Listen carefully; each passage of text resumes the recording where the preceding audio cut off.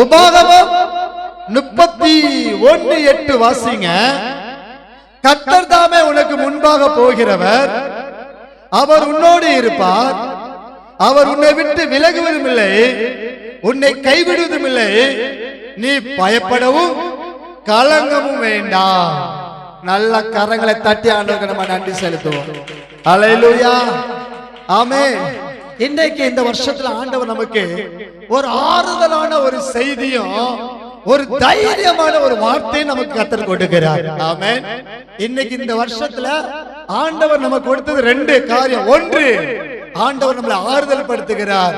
இரண்டாவது, ஆண்டவர் நம்மளை தைரியப்படுத்துகிறார், பலப்படுத்துகிறார். அல்லேலூயா. இதுல இருந்து ஒரு 4 காரியம் மட்டும் தியானிச்சுட்டு நம்ம ஜெபம் பண்ணி முடிக்க போகிறோம். முதலாவதாக வேதம் சொல்லுகிறது, நல்லா கவனிங்க. முதலாவதாக தேவன் நமக்கு வழி காட்டுவார். என்ன செய்வார்? சத்தமா சொல்லுங்க. என்ன செய்வார்? வழி காட்டுவார். வழி காட்டுவார். இதுதான் ரொம்ப முக்கியம். இன்னைக்கு நிறைய பேர் என்ன செய்ய மாட்டேங்கிறாங்க அப்படின்னா, நம்மள நல்ல வழிக்குள்ள நடத்துறதுக்கு யாருமே இல்லை. தவறான வழிகளுக்குள்ள, பாவ வழிகளுக்குள்ள, தீமையான வழிகளுக்குள்ள நம்மளை இன்னைக்கு எத்தனையோ பேர் நடத்துறாங்க, கூப்பிடுறாங்க. ஆனா நல்ல வழியில யார் நடத்துவா அப்படின்னா, ஆண்டவர் சொல்றாரு, நான் உனக்கு முன்னே போவேன். அல்லேலூயா. சத்தமா சொல்லுங்க. யார் முன்னாடி போவா? சொல்லுங்க. என்ன நீங்க உங்களே சொல்லுங்க. எனக்கு முன்னாடி, எனக்கு முன்னாடி என் கர்த்தர் என் முன்னாடி போவாரு. அல்லேலூயா. இப்ப நீங்களாம் சின்ன பிள்ளைன்னு வச்சுக்கிடுங்க. நீங்களாம் சின்ன பிள்ளை.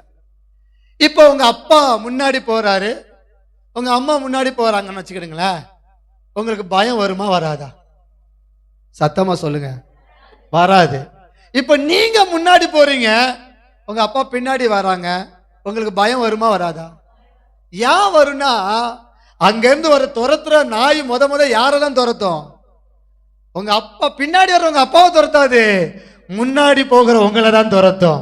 இப்ப ஆண்டவர் என்ன சொல்றாருன்னா, பிசாசு உன்னை துரத்துவான், பாடு உன்னை துரத்தும், வேதனை உன்னை துரத்தும், கஷ்டம் உன்னை துரத்தும், மனவேதனைகள் உன்னை துரத்தும். ஆனா பயப்படாத, நான் உன் கூட போறேன்னு சொல்லி கர்த்தர் நமக்கு வாக்கு கொடுக்கிறார். அல்லேலூயா. அவர் நமக்கு வழி காட்டுகிறார். எங்க போகணும், என்ன செய்யணும், எதுவுமே தெரியல. ஆண்டவர் சொல்றார் ஆபிரகாமை பார்த்து, நான் உனக்கு காமிக்கும் தேசத்துக்கு போ. அந்த தேசம் எப்படி இருக்கும் தெரியாது. நம்முடைய தலைமை பாஸ்டர் பவுலோஸ் பாஸ்டர் பாத்தீங்கன்னா, அவங்க ஆண்டவர் சொல்றார், நீ ராமேஸ்வரத்துக்கு போ. ராமேஸ்வரம் எங்க இருக்குன்னே தெரியாது, அது எப்படிப்பட்ட ஊருன்னு தெரியாது. ஆனா அவங்க 3 பிள்ளைகளோடு என்ன செய்றாங்க, ராமேஸ்வரத்துல இறங்குறாங்க. கரெக்டா பாம்பன்ல போய் இறங்கி அவங்க கையில பாக்குறாங்க, வெறும் 5 ரூபா தான் இருக்குது. அந்த 5 ரூபாவை கொண்டு அன்னைக்கு மீன் சாப்பாடு சாப்பிட்டாச்சு. அடுத்தது எங்க தங்க போறோம், எங்க வாடகை வீடு எடுக்க, என்ன செய்யணும் ஒண்ணுமே தெரியல. 3 பிள்ளைகள் பிறந்துட்டு 4வது பிள்ளை வயிற்றுல இருக்குது. நிறை மாத கர்ப்பிணி, கிட்டத்தட்ட 8 மாசம் கர்ப்பிணி பெண்ணோட அந்த பவுலோஸ் பாஸ்டருடைய அந்த அவங்களுடைய மனைவி சரோஜம்மா நீங்க வந்து போன வருஷம் இங்க வந்தாங்க, நீங்க பார்த்திருப்பீங்க. அந்த அம்மா வயிற்றுல 8 மாசம் கற்பனையோடு இருக்கும்போது ஆண்டவர் சொன்னாரா, நீ கேரளாவை விட்டுட்டு நீ ராமேஸ்வரத்துக்கு போ. கர்த்தர் சொன்னாரு சொல்லி கேரளாவில் நல்ல செழிப்பான இடம், நல்ல வீடு, நாங்க போயிருக்கிறேன். அவங்க பழங்கள் நிறைந்த இடம், தோட்டங்க அவ்வளோ அழகா இருக்கும். ஆண்டவர் சொன்னார் ஒரே வார்த்தைக்காக கேரளாவை விட்டுட்டு ராமேஸ்வரத்துக்கு வந்தாங்க. ராமேஸ்வரத்துல பாம்பன்ல இறங்குனாங்க, 5 ரூபாவை கொண்டு சாப்பிட்டாங்க. அடுத்தது எங்க போவோம், எங்க தங்குவோம், என்ன கிடைக்கும், எந்த நிச்சயமும் கிடையாது. ஒருத்தவங்கடியா போய் கேட்கிறாங்களா, வீடு கிடைக்குமா, வீடு கிடைக்குமான்னு சொல்லி. இந்த சகோதரியுடைய வயித்தை பார்த்தாலே யாருமே வீடு கொடுக்க மாட்டேன்ட்டாங்க. எப்படி இயேசுநாதரை சுமந்த மரியாளுக்கு எப்படி அந்த அந்த குழந்தைய பெற்றெடுக்கிறதுக்கு யாருமே வீடு கொடுக்கலையோ, அதே போல இந்த அம்மாவுக்கு யாருமே வீடு கொடுக்கல. கடைசி என்ன நடந்து தெரியுமா, அங்க ஒரு ஆளு ரொம்ப இறக்கப்பட்டு சொன்னாரா, இந்த மீன் ஷெட் இருக்குது, இந்த ஷெட்ல பகல் ஃபுல்லா மீன் இருக்கும், அதுக்கப்புறம் வித்துருவோம், அதுக்கப்புறம் நீங்க கழுவிட்டு என்ன செய்யுங்க, சுத்தம் பண்ணிட்டு இதுல இருங்க அப்படிம்பாங்களாம். உடனே சரிங்க சொல்லி அவங்க கொண்டு வந்த துணிகள் எல்லாத்தையுமே ஓரத்தில் வச்சுக்கிட்டு பகல் முழுவதும் அங்கேயே உட்கார்ந்துருப்பாங்களாம். அங்கே எல்லாம் மீன் வியாபாரங்கள்லாம் விற்று முடிச்சோன்னா 5 மணி ஆனவுடனே எல்லாத்தையும் கிளீன் பண்ணி அவங்களும் அந்தாந்தால போட்டு போயிடுவாங்க. அடுத்தது இவங்க எல்லாத்தையும் கிளீன் பண்ணி அந்த ஷெட்டுக்குள்ள இருப்பாங்க. ரொம்ப கஷ்டம், சாப்பாட்டுக்கு வழி இல்லை, பிள்ளைகள்லாம் மயங்கி மயங்கி விழுகிறாங்க. எதையாவது சாப்பிட்டாலும் உடனே வாந்தி எடுக்குது. நல்ல தண்ணியில குளிச்சவங்க, நல்ல தண்ணியை குடிச்சவங்க இப்ப எங்க பார்த்தாலும் உப்பு தண்ணியை குடிச்சாலே மஞ்சையா வாந்தி எடுக்கிறாங்க. பயங்கரமான பாடுகள். எங்க போகணுங்கிறது தெரியல. ஒரு பக்கம் மலேரியா காய்ச்சல், ஒரு பக்கம் டைபாய்டு காய்ச்சல், செத்து போவோமோ என்கிற ஒரு பயம். அடிக்கடி அந்த பாஸ்டருடைய இருதயத்துல சின்ன காதுல பிசாசு சொல்வானா, பவுலோஸ் உன்னுடைய மனைவி செத்து போயிருவா, நீ இங்க இருந்து மனைவி இல்லாம தான் நீ போவ அப்படின்னு சொல்லி ரொம்ப பயமுறுத்தினானா. வெறும் 5 ரூபாவோட ஒண்ணுமே இல்லை, எதுவுமே இல்லை. ஆனா இன்னைக்கு பல கோடிக்கு கர்த்தர் உயர்த்தி வச்சிருக்கிறாரு. பல கோடிக்கு இன்னைக்கு உயர்த்தி வச்சிருக்கிறாரு. இன்னைக்கு அவங்க சிபிஎஸ்சி ஸ்கூல் வச்சு நடத்துறாங்க, இன்னைக்கு இங்கிலீஷ் மீடியம் ஸ்கூல் வச்சு நடத்துறாங்க, ஹோம் வச்சு நடத்துறாங்க, பெரிய பெரிய காரியங்களை இன்னைக்கு செஞ்சுக்கிட்டு இருக்கிறாங்க. ஒரு வாக்கு கூட அடுத்த நாள் அடுத்த நிமிஷம் சாப்பிட்றதுக்கு ஒன்றுமில்லாத அந்த சூழ்நிலையிலோ கர்த்தரை நம்பி வந்ததுனாலே, என்னை அழைத்தவர் என்னை நடத்துவார் என்கிற விசுவாசத்தோடு வந்ததுனாலதான் இன்னைக்கு ராமேஸ்வரத்துல தேவ சபைங்கிற ஒரு சபை இன்னைக்கு உருவாக்கப்பட்டு பல கோடிகளுக்கு ஆமென் இன்னைக்கு கர்த்தர் அவர்களை அதிபதியாய் உயர்த்தி வைத்திருக்கிறார். அல்லேலூயா. உங்களை வழி நடத்துகிறவர் கர்த்தர். மனுஷனை பார்த்து ஓடாதுங்க.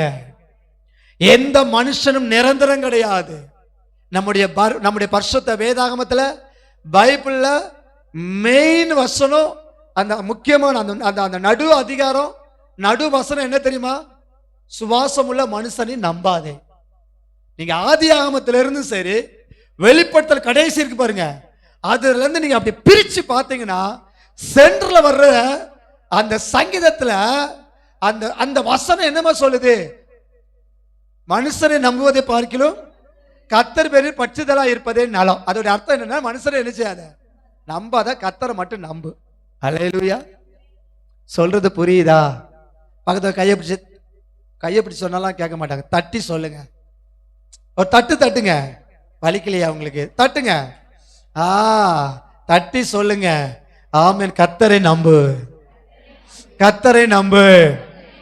இந்த புது வருஷத்துல, இந்த 2026ல நீ கர்த்தரை நம்பு. அவர் உன்னை வழி நடத்துவார், அவர் உனக்கு பாதை காட்டுவார். அல்லேலூயா. ஆண்டவர் சொல்ற, நான் உனக்கு முன்னே போவேன். யார் நமக்கு முன்னாடி போனோம்? கர்த்தர் நமக்கு முன்னாடி போனுங்க. ஏசப்பா நம்ம முன்னாடி போகணும். அதுதான் நமக்கு தைரியம், அதுதான் நமக்கு நம்பிக்கை, அதுதான் நம்முடைய வாஞ்சியா இருக்கணும். என்ன ஒத்தையில வந்திருக்கிற? நான் ஒத்தையில வரல, எனக்கு முன்னாடி என் அப்பா ஏசு முன்னாடி போறாரு. அல்லேலூயா.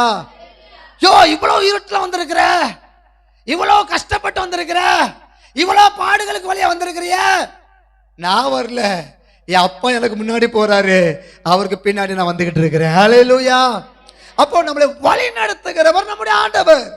அப்போ நம்மளை அவர் வழி நடத்த போய் தான் இந்த 2026 காண கர்த்தர் உதவி செய்திருக்கிறார். அல்லேலூயா. ஏசாயா 41:10 எடுத்து வாசிங்க. ஏசாயா 41:10. என்னங்க மனப்பாடமா தெரிஞ்ச வசனம். நீ பயப்படாதே. இப்ப முன்ன போற ஆண்டவர் சொல்றாரு, கவனிங்க. ஐயா, உங்க முன்னாடி போற ஆண்டவர் உங்களை திரும்பி பார்த்து சொல்றாரு, பயப்படாதே, நான் உன்னோடு இருக்கிறேன், திகையாதே, நான் உன் தேவன், நான் உன்னை பலப்படுத்தி உனக்கு நான் உதவி செய்வேன். கரங்களை தட்டி நம்ம ஆண்டவருக்கு நம்ம நன்றி செலுத்துவோமா? இந்த வாக்குத்தத்த நாளிலே வாக்குத்தத்த வசனத்தோடு இன்னைக்கு கர்த்தர் உங்களோடு பேசிக் கொண்டிருக்கிறார். தேவ பிள்ளையே, நீ பயப்படாதே. எந்த காரியத்தை குறித்து பயந்து கொண்டிருக்கிறாயோ அந்த காரியத்துல இன்னைக்கு நீ சொல்லுங்க, நீங்க சொல்லுங்க தைரியமா, என் முன்னாடி அப்பா இயேசு போறாரு, நான் பயப்பட மாட்டேன். என் வலது கை அவருடைய கைக்குள் இருக்கிறது, என்னுடைய வலது கை அவருடைய கைக்குள் இருக்கிறது, என்னுடைய வலது கை அவருடைய கைக்குள் இருக்கிறது, அவருடைய வலது கரத்தினாலே என்னை தாங்குகிறார். ஹல்லேலூயா, ஹல்லேலூயா. அவர் தாங்குற தெய்வங்க, விட்டுட்டு போற மனுஷன் அல்ல, துரோகம் பண்ணிட்டு போற துரோகி அல்ல. நீங்களும் நான் ஆராதிக்கிற ஆண்டவர், அவர் நமக்கு பலனை கொடுக்கிறவர், நம்மளை நடத்துகிறவர், நம்மளை பாதுகாக்கிறவர். எப்பொழுதுமே நம்மளை பார்த்து அவர் சொல்ற ஒரே ஒரு வார்த்தை என்ன தெரியுமா? பயப்படாத. ஹல்லேலூயா, ஹல்லேலூயா. நீ பயப்படாத. யார்கிட்டயும் ஆண்டவர் பேசிக்கொண்டு இருக்கிறார். நீ பயப்படாத. உன்னுடைய கை கர்த்தருடைய கரத்துல இருக்குது. அவர் தான் உனக்கு சகாய. எதை குறிச்சும் கவலைப்படாதுங்க. நம்முடைய மீட்பர் உயிரோடு இருக்கிறார். நம்முடைய மீட்பர் உயிரோடு இருக்கிறார். இது அந்நிய கண்களால் பார்க்க மாட்டேன், என் சொந்த கண்களால் அதை பார்ப்பேன். என்னை அவர் நடத்துறதை பார்ப்பேன். அவர் எனக்கு முன்னாடி போறதை பார்ப்பேன். காரணம், அவர் என்னை பார்த்து சொல்றாரு, நீ பயப்படாத. ஹல்லேலூயா. முதலாவதாக ஆண்டவர் நமக்கு முன்னாடி போகிறார், முன்னே போகிறார். இரண்டாவதாக தேவனுடைய பிரசன்னம். என்னது இரண்டாவது? என்னது? சத்தமா சொல்லுங்க. அவர் உன்னோடு இருப்பார். அவர் என்ன செய்வாரா? உன்னோடு இருப்பார். அப்படிதான் சொல்லியிருக்கேன். ஃபர்ஸ்ட் என்ன சொன்னாரு? நான் உனக்கு முன்னே போவேன்னு சொல்றார். ரெண்டாவது, நான் உன்னோடு இருக்கிறேன். அதான் தேவ பிரசன்னம். ஆண்டவர் நம்ம கூடவே இருந்தார்னா, ஆண்டவர் நம்ம கூடவே இருந்தார்னா அவருடைய பிரசன்னம் என்னைக்குமே நம்மளை நிரப்பிக்கிட்டே இருக்கும். அல்லேலூயா, அல்லேலூயா. நீங்க ஐயாத்துறை எங்க சாட்சி சொல்லிக்கிட்டே இருக்கும்போது ஏதோ ஒரு காரியத்தை சொல்லிட்டு உடனே அவருடைய இருதயத்துல இருந்து ஒரு அந்நிய பாசை வந்துச்சு. எத்தனை பேர் கவனிச்சிங்க? ஆண்டவர் இருக்கிறாருங்கிறதுக்கு தெய்வ பிரசனமே அதுதான். நம்ம சிரிச்சாலும் அந்நிய பாஷை பேசணும், அழுதாலும் அந்நிய பாஷை பேசணும், உட்கார்ந்தாலும் அந்நிய பாஷை பேசணும். தேவ பிரசன்னம் நிரப்பிக்கிட்டே இருக்கணும்.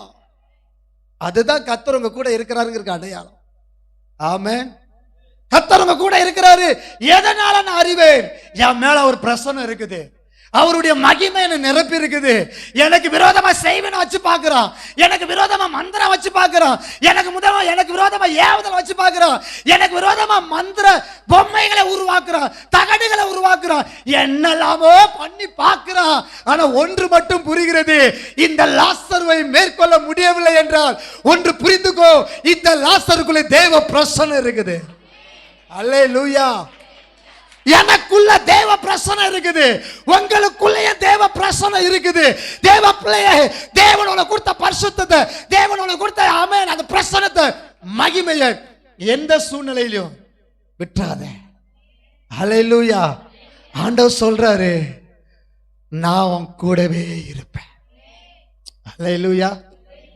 பக்கத்துல கையப்பிடி சொல்லுங்க, ஏசப்பா உங்க கூட இருக்கிறாரு, உங்க முன்னாடி போவாரு, உங்க கூடவே இருப்பாரு. உங்களுக்கு முன்னாடி போவாரு, உங்க கூடவே இருப்பாரு. உங்க பக்கத்துல யாராவது கூட உட்கார்ந்துருக்காங்களா? எத்தனை பேர் தனியா இருக்கிறீங்க? பக்கத்துல ஆள் இருக்கா? இப்ப கார்த்தியா பக்கத்துல யார் உட்கார்ந்துருக்கா? கார்த்தியாவுடைய அந்த சைடுல யார் உட்கார்ந்துருக்கா? ரஞ்சினி பக்கத்துல. இதே போலதான் ஏசப்பா உங்க கூடவே இருப்பார். அல்லேலூயா. நீங்க எந்திக்கணும்னு நினைச்சாலும் அவர் உட்கார வச்சு, எங்க போற? இந்த வருஷம் 2026 வரைக்கும் நீ என் கூட தான் இருக்கணும். அப்படிதான் நான் உனக்கு வாக்குத்தத்தம் கொடுத்திருக்கிறேன். அல்லேலூயா. ஐயா, அந்த உலக வேலை செய்யறதுக்கு, உலகத்தில் நிறைய பணம் சம்பாதிக்கிறதுக்கு கோடி ஜனங்கள் இருக்கிறாங்க. ஆனா இயேசுவுக்காக, இயேசுவுடைய ஊழியத்தை செய்வதற்கு, தேவனுடைய பிரசன்னத்தை சுமந்து செல்வதற்கு, தேவனுடைய அபிஷேகத்தை பெற்றுக்கொள்வதற்கு இன்னைக்கு ஆட்கள் ரொம்ப கம்மி. அல்லேலூயா. நீ வேலை செய்யலாம்னு சொல்ல விட, நீங்க வேலை செய்யக்கூடாதுன்னு சொல்லல, வேலைகளுக்கு நடுவிலும் உங்க கர்த்தர் உங்க கூட இருக்கிறாரு. அவர் பிரசன்னம் உங்க கூட இருக்குன்னு புரிந்து கொள்ளுங்க. வேலை செய்ற இடத்துலயும் கர்த்தருடைய அன்பை நீங்க வெளிப்படுத்தணும். ஆமென். சபைக்கு வந்தாலும் உங்க ஊழியத்துல உண்மை இருக்கணும், உங்க ஊழியத்துல பரிசுத்தம் இருக்கணும், உங்க ஊழியத்துல அர்ப்பணிப்பு இருக்கணும், உங்க ஊழியத்துல பாத்தீங்கன்னா ஆமென் கண்ணீர் இருக்கணும், ஜெபம் இருக்கணும். ஜெபம் இல்லாம ஊழியம் செய்ய முடியாது, அர்ப்பணிப்பு இல்லாம ஊழியம் செய்ய முடியாது. உலகத்துக்குள்ள படுத்துக்கிட்டு உலக காரியத்தை சிந்தித்துக்கிட்டு உலகத்து மேல மனம் போல போக்குல போய்கிட்டு ஊழியம் செஞ்சீங்கன்னு நினைச்சீங்களேன், அந்த ஊழியம் செய்யலாம். ஆனா கர்த்தர் அதுல பிரியமா இருக்க மாட்டார். அல்லேலூயா, அல்லேலூயா.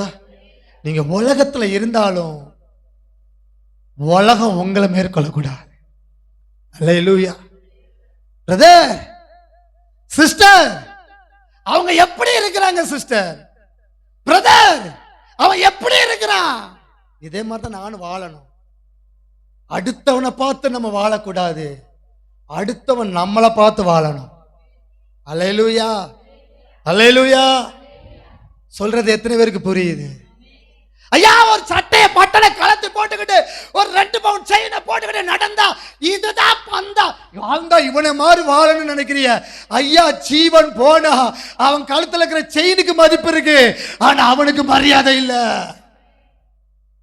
வாழ்ந்தா இவனே மாதிரி வாழணும். நான் சொல்றேன், ஒருத்தவங்க சொல்லணும் உங்களை பார்த்து, வாழ்ந்தா இந்த பிரதரை மாதிரி வாழணும், வாழ்ந்த இந்த சிஸ்டரை மாதிரி வாழணும். தங்களுடைய மானத்தை எப்படி காத்துக்கிட்டாங்க, அவர் எப்படி வஸ்திரத்தை தரிச்சு எவ்வளவு அழகா நீட்டா இருக்கிறாரு இருந்தா மற்றவங்க கொட்டி சொல்லணும், அந்த அக்கா பொண்ணு எவ்வளவு அழகா வளர்த்திருக்காங்க, அந்த அக்காவுடைய பையன் எவ்வளவு அழகா வளர்த்திருக்கிறாங்க.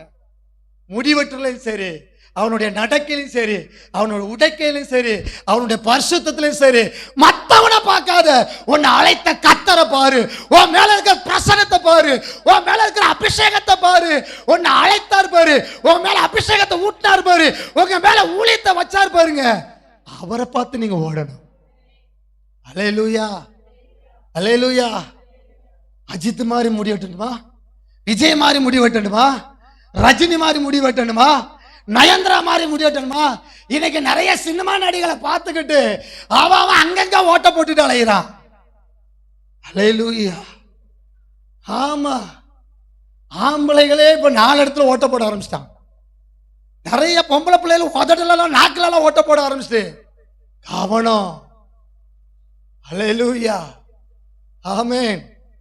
முதல்ல மஞ்சள் கயிறு கருப்பு கயிறுலாம் கழுத்துல தான் கட்டியிருந்தாங்க, இப்ப எங்கெல்லாமோ கட்ட ஆரம்பிச்சிட்டாங்க. உலகத்தான பார்த்து வாழக்கூடாது, உலகத்தை நம்மளை பார்த்து வாழணும். இயேசுவின் அன்பை சுமக்கிற, தேவ பிரசன்னத்தை சுமக்கிற. சிலவங்க சொல்றாங்க, இதை கட்டிக்க தங்கச்சி, இதை கட்டிக்க தம்பி, எந்த காத்து கற்பு உன்னை தொடாது. இருக்கிற பெரிய காத்து கற்பை நீ தான் கட்டிட்டு அலைகிற, பின்ன எப்படி தொடாது? இந்த தாயத்தை போட்டுக்க. எந்த தாயம்? உருட்டுவோமே ஒரு தாயம், அதான் கவனம். நீ கட்டுற கருப்பு கயிறுல பிசாசு இருக்கிறான், நீ கட்டுற தாயத்துக்குள்ள பிசாசு இருக்கிறான், நீ மந்திரிச்சு கட்டுற ஏதோ ஒரு கைத்துக்குள்ள அது இருந்துகிட்டு உன்னை வேதனைப்படுத்துது, உன் குடும்பத்துல சமாதானத்தை கெடுக்குது, உன் பிள்ளைகளுக்குள்ள சமாதானத்தை கெடுக்குது, அண்ணன் தம்பிக்குள்ள அக்கா தங்கச்சிக்குள்ள சமாதானத்தை கெடுத்து சண்டை உண்டாக்குறது ஏதோ ஒரு கயிறு நீ கட்டி வச்சிருக்க பாரு, அதுக்குள்ள இருக்கிற பிசாசு. தீக்க தரிசனமா சொல்ற, கேட்டா அந்த கோயில உள்ளது, கேட்டா இவரு கொடுத்தாரு அவரு கொடுத்தாரு. நான் சொல்ற வசனத்துக்கு முன்பாக எந்த தீய சக்திகளை எதிர்த்து நிற்க முடியாது. உன் இருதயத்துக்குள்ள வசனம் இருந்துச்சுன்னா உனக்கு ஏன் நம்பிக்கை வருது? கற்பு கயிறு மேல, கற்பு கயிறு மேல உனக்கு நம்பிக்கை வந்துச்சுன்னா புரிஞ்சுக்கோ, உன் இருதயத்துல வசனம் இல்ல, உன் இருதயத்துல வசனம் இல்ல, உங்க இருதயத்துக்குள்ள வேத வார்த்தை இல்ல. அதனாலதான் கயிறு மேல உனக்கு அக்கறை போகுது. அந்த மந்திரவாதி இந்த மந்திரவாதி இவன்ட போய் கயிறை வாங்குவோம், அவன்ட போய் கயிறு வாங்க, ஜாக்கிரதை. அந்த ஆவி உங்க குடும்பத்தை அழிச்சிரும், சமாதானத்தை கெடுத்துரும். அப்படிப்பட்ட கயிறு ஏதாவது கட்டி வச்சிருந்தா இன்னைக்கு அறுத்து போட்டு விடுதலை ஆகணும். அல்லேலூயா, அல்லேலூயா, அல்லேலூயா. வசனம் தான் உனக்கு ஜீவன், வசனம் தான் உங்களை உயிர்ப்பிக்கும். வசனம் தான் உங்களை வாழ வைக்கும். இந்த வசனம் தான் உங்களை ஒவ்வொரு நாளும் நடத்தும். புரிஞ்சுக்கிடுங்க. இந்த வசனம் உங்க இருதயத்துக்குள்ள, உங்க ஒவ்வொருவருடைய இருதயத்துக்குள்ள அந்த வசனம் இருந்துச்சுன்னா தேவ பிரசனம் உங்களை கூடிக்கிட்டே இருக்கும். ஆமென். உங்களை நிறைச்சிக்கிட்டே இருக்கும். மூன்றாவதாக நமக்கு நிறைய சொல்லிக்கிட்டே போகலாம். இந்த 2வது வசனத்துல ஏசாயா 43:2 எடுத்து வாசிங்க. தேவ பிரசனத்துக்கு நீ ஜக்சன் பாஸ்டர் பிரசங்கம் பண்ணும்போது சொன்னார் இந்த வசனத்தை. நீ எதை கடக்கும் போது ஐயா உனக்குள்ள பிரசனம் இருந்துச்சுன்னா நீ எதை வேணாலும் கடந்துடலாம். தண்ணீரை கடந்துடலாம், அடுத்தது தீயையும் கடந்துடலாம், ஆறுகளையும் கடந்துடலாம், அக்கினியே நீ நடப்ப. அல்லேலூயா. என்ன நடப்ப? சத்தமா சொல்லுங்க. தண்ணீரிலே நடப்ப, ஆறுகளையும் கடப்ப, தீ அக்கினியில நினைச்சுவ நடப்ப, நீ வேக மாட்ட. அல்லேலூயா. யாரு? தேவ பிரசனம் இருக்கிறவங்க. பக்கத்துல கைப்பிடி சொல்லுங்க, தேவ பிரசனம் உங்களுக்கு வேணும். நீ தேவ பிரசன்னத்தினால நிரம்பிரு. உனக்குள்ள இருக்கிற பிரசனம் அநேகரை விடுதலையாக்கும். அல்லேலூயா, அல்லேலூயா. நல்ல கரங்களை தட்டி ஆண்டவருக்கு நம்ம நன்றி செலுத்துவோமா. ஐயா, தேவ பிரசனம் உங்களுக்குள்ள இருந்துச்சு. நான் சொல்றேன், தேவ பிரசனம் உங்களுக்குள்ள இருந்துச்சு. நான் சொல்றேன் தீர்க்க தரிசனமா, எவ்வளவு பெரிய அக்கினியும் உங்களால கடக்க முடியும். எவ்வளவு பெரிய ஆறுகளையும், எப்பப்பட்ட தண்ணீர் போன்ற சோதனைகளே உங்க வாழ்க்கையில வந்தாலும் புரிந்து கொள்ளுங்க, என் மேல தேவ பிரசனம் இருந்துச்சுன்னா, ஓ வெள்ளமே, ஆறே, தீயே, அக்கினியே, நீ என்னை எவ்வளவுதான் மேற்கொண்டு பாரு, நான் முங்கி போக மாட்டேன், எரிந்து போக மாட்டேன். ஏன்னா அக்கினியையும் தண்ணீரையும் வற்றி போக பண்ண எனக்குள்ள இருக்கிற பிரசனத்தினால முடியும். அல்லேலூயா, அல்லேலூயா. அதனால நீங்க பயந்துடக்கூடாது. அக்கினியை பார்த்து பயந்துடக்கூடாது, தண்ணீரை பார்த்து பயந்துடக்கூடாது. அப்படிப்பட்ட சூழ்நிலை வரும்போது புரிந்து கொள்ளுங்க, எனக்குள்ள என்ன இருக்குது? தேவ பிரசனம். மூன்றாவதாக ஆமென், மாறாத வாக்குறுதி. மாறாத வாக்குறுதி வாசிங்க. அவர் சொல்றாரு, அவர் உன்னை விட்டு விலகுவதும் இல்லை, உன்னை என்ன செய்வதில்லை. எப்படி ஒரு வாக்குறுதியை நமக்கு கொடுக்கிறாரு? யாராவது உங்களுக்கு வாக்குறுதி கொடுக்க முடியுமா? சொல்லுங்க. நான் உன்னை விட்டு விலகவே மாட்டேன், உன்னை கைவிடவே மாட்டேன். யாராவது அப்படி உங்களுக்கு வாக்கு கொடுத்துருக்காங்களா? கொடுத்துருக்குறாங்க. கல்யாண நேரத்தில் பாஸ்டர் முன்னாடியோ, ஐயர்வாள் முன்னாடியோ, சாமியாருக்கு முன்னாடியோ, இல்லைன்னா என்னது அம்மியா, தீச்சட்டியா, அந்த அக்னி குண்டா, அங்க முன்னாடிலாம் வச்சு சொல்லியிருப்பீங்க. இன்பத்திலையும் துன்பத்திலையும் என்னது மறந்துட்டேன், எனக்கே சொல்ல தெரியல. என்னது தாழ்விலும் வாழ்விலும் உயிரோடு இருக்க வரைக்கும் பிறர் முகம் காணாமல் இவளை உனக்கு மனைவியாக. சரியா, அந்த நேரம் மனைவி கிடைச்சா போதும் சந்தோஷத்துல சரியானாச்சு. இவங்களும் புருஷன் கிடைச்ச போதுல சந்தோஷம். சரிங்க, ஓகே. கொஞ்ச நாள் கழிச்ச உடனே அவர் சொல்றாரு, ஐயோ நான் ஒரு பேயை கட்டிட்டு வந்துட்டேனே. கல்யாணம் பண்றதுக்கு முன்னாடி அவர் சொன்ன வார்த்தை என்ன தெரியுமா? என் மனைவி ஒரு தேவதை, எங்க வீட்டுக்கு யார் வந்திருக்கிறா? ஏஞ்சல் வந்திருக்காங்க. அவருக்கு கால் ஓடமனுக்கு, கை ஓடமனுக்கு, யார்கிட்ட கேட்டாலும் ஏய் மனைவி கூப்பிடா, ஏய் சுமாரா. இதெல்லாம் 2 மாசம் சீன்தான். அல்லேலூயா, அல்லேலூயா. 3வது மாசம் அம்மாவுடைய நடவடிக்கையை பார்த்து, ஏன்னா அவங்ககிட்ட நல்ல குணங்கள்லாம் வெளிப்படும்ல, அப்படி பானை சட்டியை உடைக்கணும். அப்பதான் புருஷன் புது சட்டி வாங்கி தருவாரு. எத்தனை நாள் தான் அம்மா வாங்கி கொடுத்த சட்டியை யூஸ் பண்றது? அப்போ அதை உடைக்கிறதுக்கு குணம் இருந்தாதான் வெளிப்படும் இல்லையா? அப்போ உடைக்கணும். கரண்டிய சும்மா அடிச்சா அவர் கேள்வி கேட்பாரு, எதுக்கு உடைச்சிங்கன்னு. அப்ப அதை எதுக்கு பயன்படுத்தணும்? புருஷன் மண்டையில அடிச்சாதான் என்ன செய்யும்? பாருங்க, உங்க மண்டையில தான் அடிச்சு அனுப்பிச்சீங்க, உடைச்சு நீங்க நம்ப மாட்டீங்களேன்னு சொல்லி தான் வீடியோ கூட எடுத்து வச்சிருக்கோம்பாங்க. பாருங்க, உங்க மண்டையில அடிச்சேன்னா அவனும். நிறைய வாக்கு கொடுத்தவங்க எல்லாம் டைவர்ஸ் ஆகி போய்கிட்டே இருக்கிறாங்க. ஆனா கர்த்தர் சொல்றாரு, இந்த 2026 உங்களை பார்த்து சொல்றாரு, அதுக்காக உங்க பிள்ளைகளை நீங்க நம்ப வேண்டாம்னு சொல்லல, உங்க கணவரை நம்ப வேண்டாம்னு சொல்லல, உங்க மனைவியை நம்ப வேண்டாம்னு சொல்லல. உங்க கணவரை விட, உங்க மனைவியை விட, உங்க பிள்ளைகளை விட ஏசப்பா சொல்றாரு, யார் உன்னை கைவிட்டாலும், யார் உன்னை விட்டு விலகினாலும் ஏசப்பா உங்களை விட்டு விலகவும் மாட்டாரு, உங்களை கைவிடவும் மாட்டாரு. அவர் கொடுத்த வாக்குறுதி உண்மை, உறுதியான வாக்குறுதி. எந்த மனுஷனும் வேற எந்த தெய்வத்தாலும் கொடுக்க முடியாத வாக்குறுதி என் அப்பன் இயேசு கொடுத்திருக்க. அல்லேலூயா, ஆமென். இடையில ஒரு அம்மா ஜோமன் வந்துச்சு. அந்த அம்மா ஒரு விக்கிரத்துடைய சிலைக்கு முன்னாடி ஆடி குறி சொல்ற அம்மா. திடீர்னு ரொம்ப முடியாம ஜெபம் வந்துச்சு. ஜெபம் வந்தோடனே அந்த அம்மா சொல்லிச்சாண்ட, ஐயா என் தெய்வத்தெல்லாம் கட்டி வச்சுட்டாங்க. என்ன செஞ்சுட்டாங்க? சத்தமா சொல்லுங்க. என் தெய்வத்தெல்லாம் கட்டி வச்சுட்டாங்க. எந்த தெய்வம் எனக்கு உதவி செய்யணும்னு நினைச்சுச்சோ அந்த தெய்வத்தை இப்ப கட்டி வச்சுட்டாங்க. இப்ப அந்த தெய்வத்தால என்ன செய்ய முடியல, எனக்கு எந்த உதவி செய்ய முடியல. என்னை கைவிட்டுட்டு நான் கும்பிட்ட தெய்வம் என்ன செஞ்சுட்டு, நான் கும்பிட்ட தெய்வத்தை கட்டிட்டாங்க. நான் கும்பிட்ட தெய்வம் என்னை விட்டு விலகிட்டு இப்ப எனக்கு உதவி செய்ய முடியல. ஐயா நீங்க ஜெபம் பண்ணுங்க. நான் சொன்னேன், ஏம்மா உன்னை கைவிட்ட தெய்வம் வேணுமா, உன்னை கைவிடாத இயேசு வேணுமான்னு கேட்டேன். அல்லேலூயா. மனுஷன் கட்டுறது தெய்வம் அல்ல, மனுஷனையே கட்டுறதுதான் தெய்வம். ஆமா, இன்னைக்கு நிறைய தெய்வத்தை மனுஷன் கட்டுக்கிறான். அதுக்கு கொடுக்க வேண்டியதெல்லாம் கொடுத்துட்டு என்ன செஞ்சிடறான், ஒரு குண்டுக்குள்ள போட்டு அடைச்சிடுறான். உடனே இந்த அம்மா போய் கேட்குது, உருடா போய் ஐயா அவரை சொல்ற, ஐயா உங்க சாமியை கட்டிட்டாரு, உங்க தெய்வத்தை கட்டிட்டாங்க. நான் சொல்றேன், நம்ம தெய்வத்தை எந்த தீய சக்தியாலும் எந்த மனுஷனும் கட்ட முடியாது. அவர் அன்பில் பரிபூர்ணவர், ஆனால் அவர் பயங்கரமானவர். ஆமென், ஆமென். அவர் கொடுத்த வாக்குறுதியை அவர் மாறுகிறவர் அல்ல. ஏசாயா 54:10 எடுத்து வாசிப்போமா? ஏசாயா 54:10. மலைகள் விலகினாலும் பர்வதங்கள் நிலை பெயர்ந்தாலும் என் கிருபை உன்னை விட்டு என்ன செய்யாது.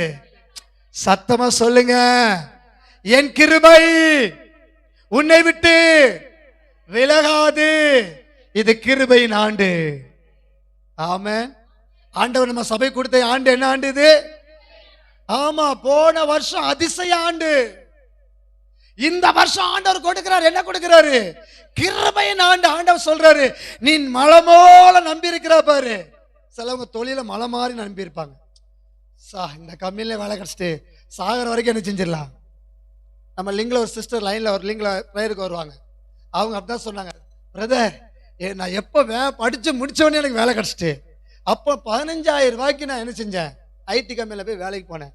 இப்போ 35 40 ஏதோ சம்திங் வாங்குறாங்க. அப்போ நான் நினைச்சேன், அந்த அம்மா சொல்லுது, இந்த வேலையை நம்பியே நான் நிறைய கடன் வாங்கிட்டேன் அப்படின்னாங்க. 40,000 ரூபா வருது, புருஷனும் 40,000 ரூபா சம்பாதிக்கிறான். அப்போ வீடு, சொந்த வீடு சென்னையில, அப்பா மளிகை கடை வச்சு நடத்துறாரு. அப்பாவுடைய வருமானமே அவங்களுக்கு போதுமானது. அப்ப கணவரும் மனைவி சம்பாதிக்கிறது அது அவங்களுக்கு ஒரு சேவிங் அக்கௌண்ட், அந்த சேவிங் மாதிரி தான். 80,000 ரூபா கிடக்கு. உடனே புருஷன்ட்ட பார்த்து சொல்றாரு, நீ உன் இஷ்டத்துக்கு எப்படிமா பண்ணிக்க, இது என் இஷ்டம் சொல்லி மனம் போல கடன் வாங்கி வச்சுட்டு கொரோனான்னு ஒரு என்ன ஆச்சு, ஒரு சுழல் காட்டு வந்துச்சு. எத்தனை பேருக்கு தெரியும் கொரோனா வந்துச்சா? இந்த அம்மா எதை மலை மாதிரி நம்பி இருந்துச்சோ அந்த மலை என்ன செஞ்சுச்சு, இப்போ உடஞ்சி போச்சு. மலை விலகி போச்சு. அந்த கம்பெனிக்காரன் சொல்லிட்டு உனக்கு வேலை இல்ல போமான்ட்டான். அழுதுட்டாங்க. அடுத்த மாசம் இஎம்ஐ கட்ட முடியல, அடுத்த மாசம் என்ன செய்யணும் முடியல, நிறைய ஊர்பட்ட கடனு. சொல்றேன் கவனிங்க, வீட்டுக்கார கண்டுகிடாம விட்டதுனால கிட்டத்தட்ட பல லட்சம் ரூபாய் அவர் கடன் வாங்கிட்டார். மனைவிக்கு தெரியாமையே மனைவியுடைய 25 பவுன் நகையும் அட வச்சிட்டாரு, பாதியை வித்துட்டார், எதுவுமே தெரியாது. இந்த அம்மா என்னமா நினைச்சுச்சா, நமக்கு தான் 25 பவுன் நகை இருக்குல்ல, கொஞ்சம் கொஞ்சமா அட வச்சு என்ன செஞ்சுக்கலாம். கடைசியில் பீரோல போய் திறந்து பார்த்தா பீரோல ஒண்ணுமே இல்லை. புருஷன்ட கேட்டா ஒன்னொன்னா சொல்றாரு, மழுக்கிறாரு, என்னலாமோ சம்திங். அந்த சகோதரி சாகனும் முடிவெடுக்கும் போதுதான் நம்முடைய லிங்க் கிடைத்து இந்த அதிகாலை ஜெபத்துக்கு அந்த சகோதரி வந்தாங்க. வர்ற அன்னைக்கு ஆண்டவர் அந்த சகோதரியோடு பேசி கொண்டிருக்காரு. அந்நிய பாஷை பேசி தீர்க்க தரிசனம் சொல்லிக்கிட்டு இருக்கிறேன், சகோதரி, நீ எதை மலை போல நீ நம்பி இருந்தாயோ, எதை நீ 100க்கு 100 நம்பி கடைசி வரைக்கும் இது என்னை காப்பாத்து, என் புருஷனே என்னை காப்பாத்தாட்டாலும் இந்த தொழில் என்னை காப்பாத்து நீ நம்பி இருந்த, இன்னைக்கு அந்த தொழில் உன்னை விட்டு போயிட்டு நீ தற்கொலை எண்ணத்துல நிக்கிறேன்னு சொல்லி சொல்லி சொன்ன, ஜெபம் பண்ண. அந்த சகோதரி போன் பண்ணாங்க, பிரதர் நீங்க சொன்னது எனக்கு தான், நீங்க சொன்னது எனக்கு தான், நான் சாகணும் முடிவு பண்ணேன், தூக்க மாத்திரை வாங்கிட்டு வந்தேன் சொன்னாங்க. என் ஃப்ரெண்டு ஒருத்தர் மெடிக்கல் வச்சிருக்கிறார், அவர்கிட்ட போய் நான் தூக்க மாத்திரை வாங்கிட்டு வந்து சாகணும் பிளான் பண்ணும்போது தான் எங்க அக்கா மூலமா அந்த லிங்க் கிடைச்சிச்சு.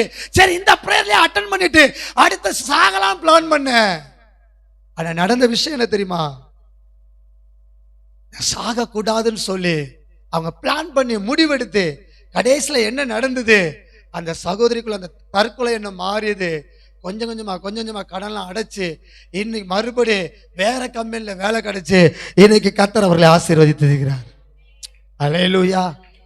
நம்ம எதையுமே கர்த்தரை விட அதிகமா எதையுமே நினைச்ச கூடாது. சத்தமா சொல்லுங்க, நம்புவேன் என் இயேசு ஒருவரே, நான் நம்புவேன் என் இயேசு ஒருவரே. எத்தனை பேர் சொல்றீங்க இந்த காலை நேரத்துல? நான் நம்புவேன் என் இயேசு ஒருவரே, நான் நம்புவேன் என் இயேசு ஒருவரே. அல்லேலூயா. என் நம்பிக்கை என் இயேசு தான். ஆமென். பக்கத்துல கைப்பிடி சொல்லுங்க, உங்க நம்பிக்கை உங்க இயேசப்பா மேல. அப்ப வேதம் சொல்லுது, மலைகள் விலகினாலும் பர்வதங்கள் நிலை பெயர்ந்தாலும் என் கிருபை உன்னை விட்டு. நான்காவதாக கடைசியாக சொல்லி முடிக்க விரும்புகிறேன், பயமற்ற வாழ்வு. அல்லேலூயா. என்ன வாழ்வு அப்படின்னா பயம் இல்லாத ஒரு வாழ்வு இந்த வருஷம் ஆண்டவர் நமக்கு தர போறார். ஆமென், ஆமென். சங்கீதம் 23:4 வாசிங்க. நான் மரண இருளில பள்ளத்தாக்கிலே நடந்தாலும் பொல்லாப்புக்கு பயப்படேன், தேவனீர் என்னோடு கூட இருக்கிறீர், உமது கோலும் உமது தடியும் என்னை தேற்றும். அல்லேலூயா. அப்ப நம்முடைய அவருடைய கோலும் அவருடைய தடியும் நம்மளை தேற்ற வேண்டும் என்றால் தேவன் நம்ம கூடவே வரணும். தேவன் நம்ம கூட வந்தார்னா மரண இருளில் நடந்தாலும், மரண வியாதிகள் நமக்கு விரோதமா எழும்பினாலும், சுற்றில இருக்கிற மனுஷர்கள் நமக்கு மரண பயத்தை உண்டாக்குனாலும் ஒன்னு புரிந்து கொள்ளுங்க, தேவனீர் என்னோடு கூட இருக்கிறீர், உங்க கோல் உங்க தடி என்னை தேற்றும், மரண பயம் என்னை விட்டு மாறும். அல்லேலூயா. பயமில்லாத வாழ்வு. சங்கீதக்காரன் சொல்றாரு, நான் மரண பள்ளத்தாக்குல, நான் மரணம் என்று பாதாள குழியில நான் போனாலும் அங்கேயும் தேவனுடைய கரம் என்னை தாங்கும், அங்கேயும் கர்த்தர் என்னை தூக்குவார், அங்கேயும் கர்த்தர் என்னை தேற்றுவார், அங்கேயும் கர்த்தர் என்னை பலப்படுத்துவார், அங்கேயும் என்னை என் கூட தான் கர்த்தர் தான் இருக்க போறாரு. அல்லேலூயா. என் கூட யார் தான் இருக்க போறா? என் கர்த்தர் ஒருவர் தான் இருக்காரு. பயமில்லாத வாழ்க்கை. அப்போ 4 காரியம் உங்களுக்கு சொன்னேன். எதெல்லாம்? அதுக்கு தான் சொல்றது, நோட்டு பேனாவோட வாங்க. ஆமென். முதலாவது என்ன சொன்ன? கர்த்தர் உனக்கு முன்னே போவார். அப்படிதானே? ஆண்டவர் நமக்கு முன்னாடி, அதாவது தேவனுடைய வழிகாட்டுதல். ஆமென். இரண்டாவதாக தேவனுடைய பிரசன்னம். அப்படின்னா என்ன சொன்ன? அவர் நம்மோடு கூட இருக்கதான் தேவ பிரசன்னம். மூன்றாவது நிலையான வாக்குறுதி, இல்ல மாறாத வாக்குறுதி இல்லையா? ஆமென். அவர் உன்னை விட்டு விலகுவதும் இல்லை, உன்னை கைவிடுவதில்லை. கடைசியில நான் என்ன சொன்னேன்? என்னங்க? பயமில்லாத வாழ்வு. பயமில்லாத, அதான் கடை சொல்லப்பட்டிருக்கு, நீ பயப்படவும் காலங்கவும் வேண்டாம். 4 காரியங்களை. இது யாரை பார்த்து சொன்னா தெரியுமா? மோசே ஒரு மனுஷனாகிய யோசுவாவை பார்த்து சொல்றாரு. அல்லேலூயா, அல்லேலூயா. இந்த யோசுவா யார் தெரியுமா? இந்த யோசுவா யார் தெரியுமா? மோசேயுடைய ஊழியக்காரன். இவன் என்ன கோத்திரம் உங்களுக்கு தெரியுமா? இந்த யோசுவா எப்ராஹிம் கோத்திரத்தான். இப்ப கர்த்தர் 12 கோத்திரத்தை வேவு பார்க்கறதுக்காக அனுப்புறாரு. இந்த 12 கோத்திரத்துல பாத்தீங்கன்னா எப்ராஹிம் கோத்திரத்து மூலமாக இப்ப யார் போறா அப்படின்னா யோசுவா போறான். ஆனா 10 பேர் துர்ச்செய்தி கொண்டு வந்தாங்க.